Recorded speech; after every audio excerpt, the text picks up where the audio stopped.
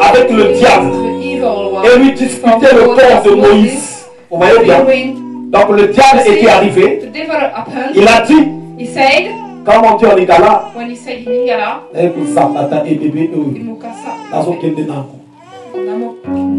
donc il sort en homme fort, en homme stère. Il vient maintenant avec Moïse, il commence à discuter. La parole déclare, n'osa pas porter contre lui un jugement injurieux. Mais il dit que le Seigneur te reprime. Retenez bien cette partie parce que dans le message, vous allez comprendre pourquoi il a dit ça. Il dit que le Seigneur te reprime. En fait, si tu feras attention, tu vas pas comprendre. L'archange n'avait pas de force de combattre contre le diable. Il ne le peut pas, on va voir dans les versets bibliques. Il ne le peut pas. Et vous allez comprendre pourquoi on est en train de voir ça aujourd'hui. En fait, c'est notre message aujourd'hui. Pourquoi Jésus-Christ est sauveur. C'est là que vous allez comprendre. Pourquoi Jésus-Christ est sauveur.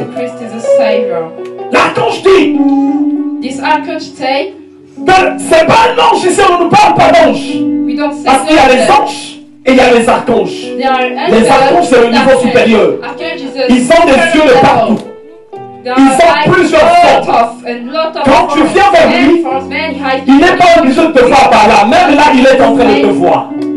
Mais l'archange, je relis. Or, l'archange Michel, lorsqu'il contestait avec le diable et lui disputait le corps de Moïse, n'osa pas porter contre lui un jugement injurieux.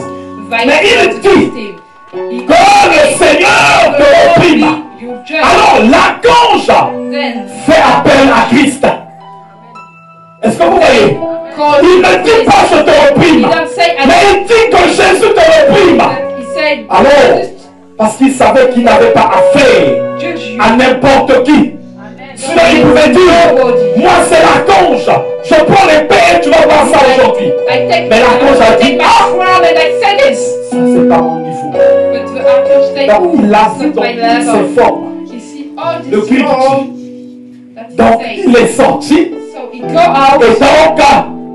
il dit alors, c'est le Seigneur qui va te reprimer.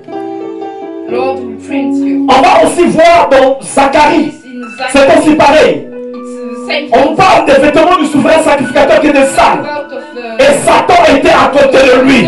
Mais la seule parole qui est sortie, que l'Éternel te reprime. Que l'Éternel te reprime. Aujourd'hui, il faut que tu comprennes. Il faut que tu comprennes. Il pouvait dire que Mabiara Mananga te reprime. Il savait que Mabiara Mananga l'a beaucoup de force. Il pouvait dire que André Matoua. Il pouvait dire que mon grand-père. Il pouvait dire tous les noms qu'il pouvait. Mais il savait que là, Satan est sorti. Donc c'est pas de la rigolade. Zacharie au chapitre 3, au verset 1. Il me fit voir Josué, le souverain sacrificateur, debout devant l'ange de l'Éternel. Regardez bien, l'ange de l'Éternel était là. Et Satan qui se tenait à sa droite pour l'accuser. Donc il y a l'ange de l'Éternel et il y a Satan. Regardez ce que va dire la parole de Dieu. L'Éternel dit à Satan que l'Éternel te reprime. Que l'Éternel te reprime. Lui qui a choisi Jérusalem, n'est-ce pas là qu'ils ont arraché du feu? Voilà pourquoi, dans certains cas, quand tu arrives à discerner quel type d'esprit contre lequel tu combats, tu ne prendras pas la prière à la légère.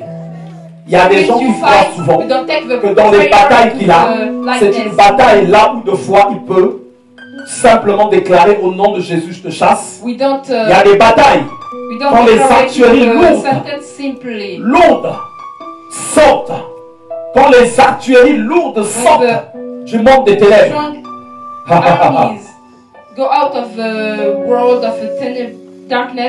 Tu vas même déclarer au nom de Jésus je te chasse.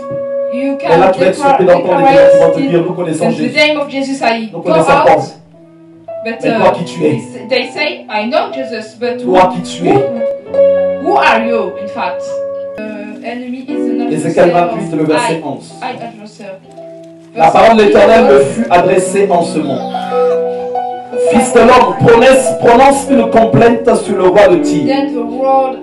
Tu lui diras, ainsi parle le Seigneur l'Éternel. Tu mettais le sceau à la perfection. On ne va pas développer tous ces points ici, mais je vais quand même en parler souvent. Vous allez souvent entendre que Satan est un perfectionniste. En fait, c'est ici là. Au début, tu vas croire qu'on parle d'un roi. Mais c'est après que tu vas t'apercevoir, puisque même dans le livre de Daniel, on l'appelle le roi de Perse, non? Voilà, ici, on va l'identifier comme étant le roi de Tyr. Donc, il aime la perfection. Voilà pourquoi, comme je l'ai dit une fois au cours d'une prédication, quand l'Esprit de Dieu arrive dans la vie d'une personne, il le conduit dans les dimensions célestes. Et cette personne va commencer à changer. Mais il y a des gens qui ont la perfection. La perfection ne veut pas dire qu'ils sont dans les dimensions célestes. Les sorciers, les magiciens, les satanistes, d'abord les francs-maçons, c'est les bons perfectionnistes. Ils aiment perfectionner les choses. Mais la perfection, et dans les temps où nous sommes là, il y a des gens qui deviennent de fois des pasteurs parce qu'il est perfectionniste. Il sait, être pasteur, il faut déjà que ton esprit aille dans les dimensions célestes. Tu mettais le son à la perfection. Tu étais plein de sagesse et parfait en beauté. Voilà pourquoi vous allez remarquer beaucoup de personnes qui marchent avec le diable, la beauté joue de beaucoup. Il y a quelqu'un qui me disait, ah oui, moi je pensais que tous ceux qui sont avec le diable, c'est des gens très vilains, très moches, tout ça. Ah non, ah non, ça c'est pas ça. Tu étais en Éden. Là, vous commencez à comprendre. On nous parle de lui.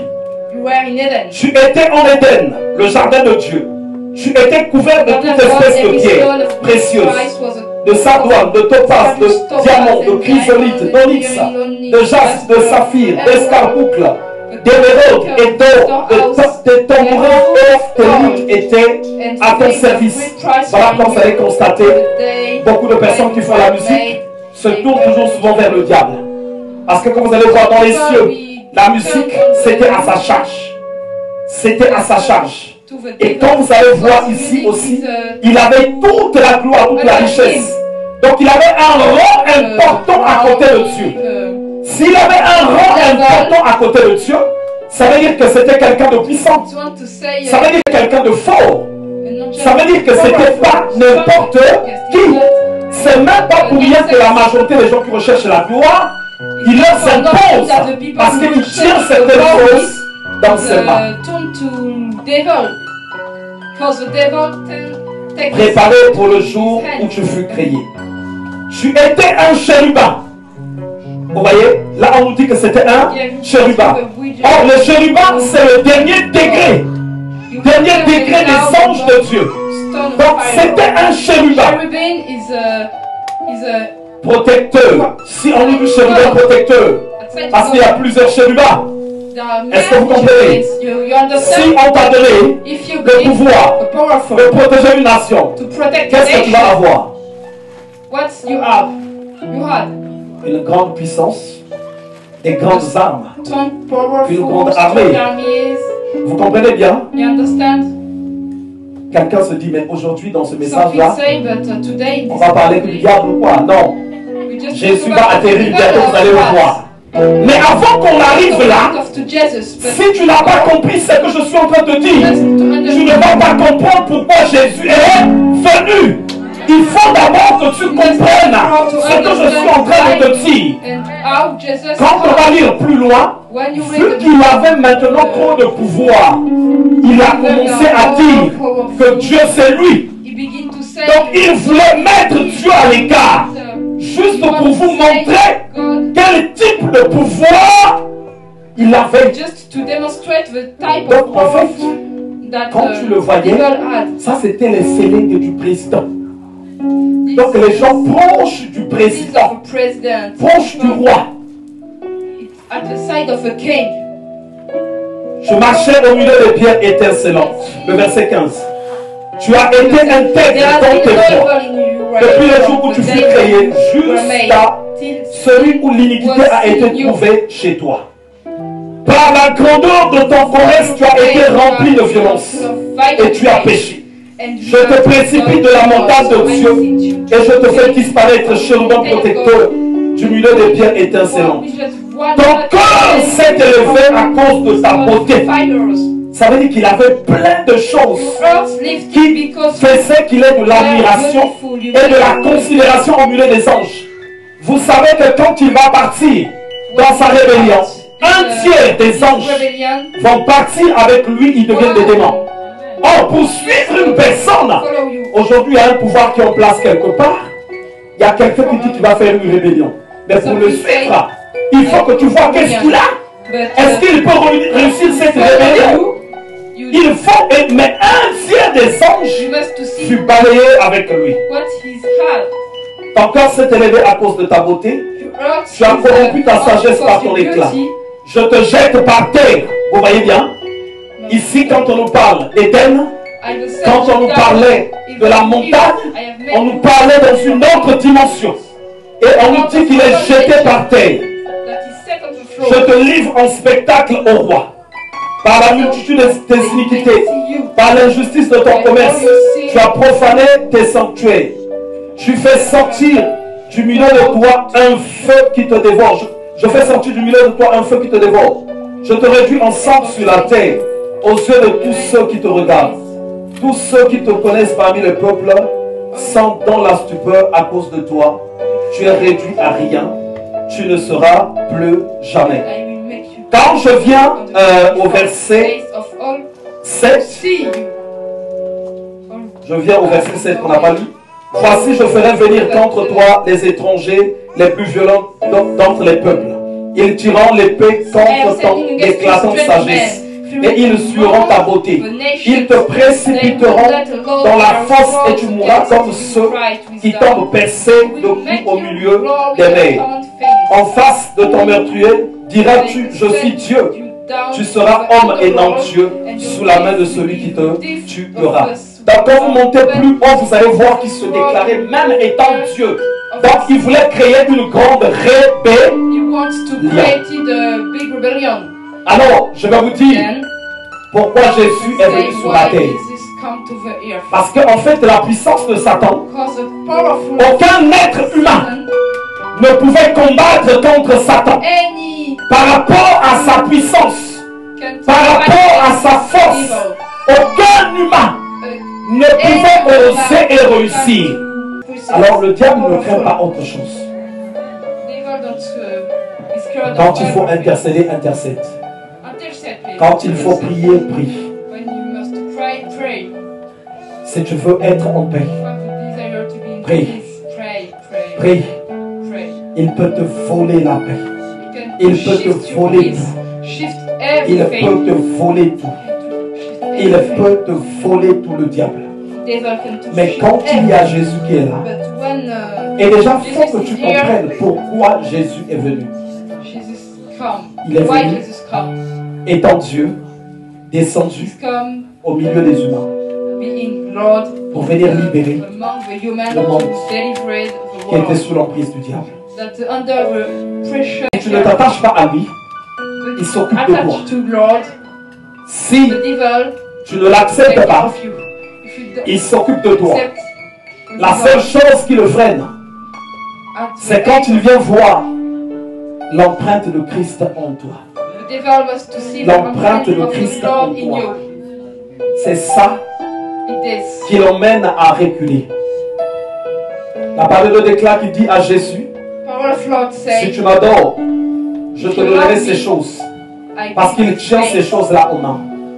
Ceux qui recherchent la gloire, ceux qui recherchent les percées, ceux qui recherchent l'élévation, tu ne l'auras pas si tu ne sais pas t'attacher à Christ. Tu vas aller tomber dans les mains du diable. il va t'attirer petit à petit. Tu vas aller tomber. Voilà pourquoi certaines choses, c'est je crois samedi que je vois les méganes, tous ceux qui travaillent dans les étages, ils avaient des livraisons qu'ils devaient faire. Je dis fermez-moi tout ça. Le client qui veut pas, il peut partir où il veut. Il y avait cette entreprise-là qui va aller travailler jusqu'à samedi.